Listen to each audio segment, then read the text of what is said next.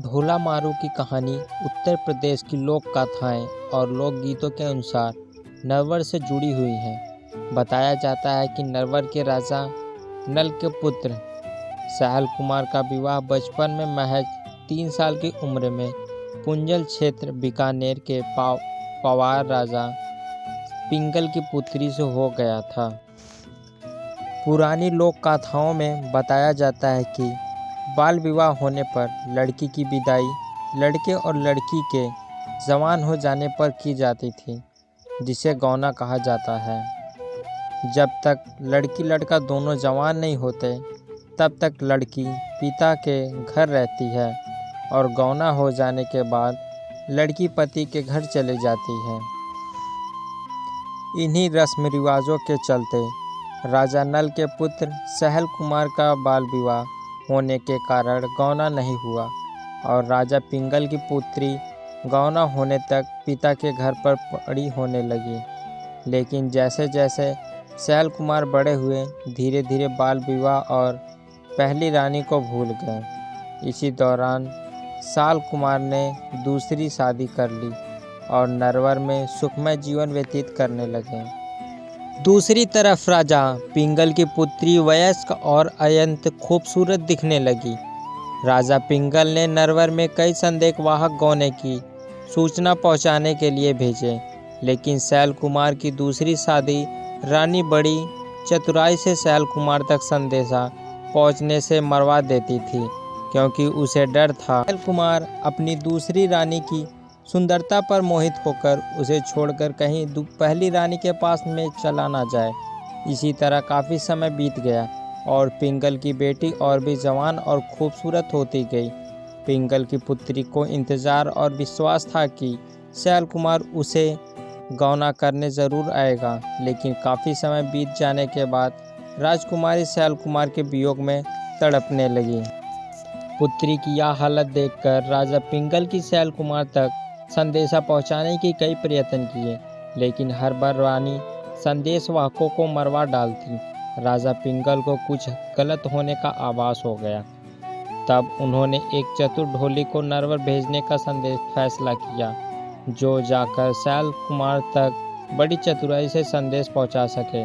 संदेश को गुप्त तरीके से पहुंचाने के लिए पिंगल की पुत्री ने ढोलू को मारूरंगा में कुछ दोहे बना डाले, जिसके माध्यम से वह गाकर सहल कुमार को पुरानी यादें याद दिला सके और सहल कुमार को बता सके कि किस प्रकार पहली रानी उनकी याद में तड़प रही है। ढोली ने नरवर को रवाना करते हुए समय राजकुमारी को वचन दिया कि वह सहल कुमार तक संदेशा पहुंचकर ही वापस आएगी। ढोली माध्यम के नरवर राज्य में जा पहुंची। बरसात का समय था। सहल कुमार रात्रि के समय अपने किले की छत पर बरसात का आनंद ले रहे थे। तभी ढोली ने सही मौका देखकर मारू राग गाना शुरू किया। मधुर संगीत होने के कारण सहल कुमार उसे बड़े ध्यान से सुनने लगे।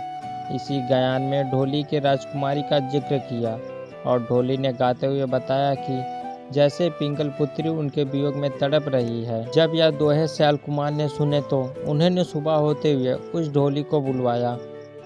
तब ढोली ने राजकुमारी की सुंदरता और उन्हें राजकुमारी किस प्रकार याद करती हैं, इस विषय में सब कुछ बताया। ढोली की बातें सुनने के पश्चात सहल कुमार को पहली रानी से मिलना चाहत हुई, इसीलिए वह तैयार होकर पुंगल राज्य के लिए रवाना हो जाना चाहते थे। लेकिन उनकी दूसरी रानी ने उन्हें कुछ समय बाद जाने के लिए कहकर रोक दिया। कुछ दिनों बाद एक दिन पहली राजकुमारी सहलकार के सपनों में आई। तब सहल राजकुमार ने रहा ना गया और वह पुंगल की राजकुमारी से मिलने के लिए पुंगल राज्य में जा पहुँचे। जब राजकुमारी ने अपने प्रियतम सहल कुमार को देखा तो वह खुशी से झूम उठी और दोनों पुंगल के महलों में एक दूसरे के प्यार में खो गए। कुछ दिनों पुंगल में रहने के बाद सहल कुमार ने अपनी पहली रानी के साथ नरवर के लिए प्रस्थान किया। पुरानी कहानियों में बताया जाता है कि जब सहल कुमार और पहली रानी रेगिस्तान के रास्ते से होते हुए नरवा वापस आ रहे थे, तब उन्हें उमरा सुमरा नामक रेगिस्तान का मशहूर ठग मिला, जो रानी को बंधक बनाना चाहता था। लेकिन रानी भी राजकुमार की बेटी थी। वह इन सब घटनाओं को भली भांति परिचित थी। जब रानी को उमरा समुरा का संदेश हुआ तो उन्होंने शैल कुमार को आगाह किया। शैल कुमार को खतरा महसूस होने पर रानी और शैल कुमार ऊँट पर बैठकर वहां से भाग निकले। उमरा सुमरा ने उनका पीछा करते हुए काफ़ी प्रयत्न किया, लेकिन वह उनके हाथ ना लगे। उमरा सुमरा नामक ठग वहीं पर हाथ मलते रह गया। जब शैल कुमार और रानी नरवर पहुंचे तो दोनों का भाव स्वागत किया गया और दोनों खुशी खुशी नरवर में रहने लगे। इसी प्रेम कहानी को राजस्थान और उत्तर प्रदेश में काफ़ी प्रसिद्ध प्रेम कहानियों में से एक माना जाता है। इस ढोलक मारू की प्रेम कहानी का जिक्र आपको राजस्थान के लोक गीतों में साफ साफ दिखने को मिल जाएगा।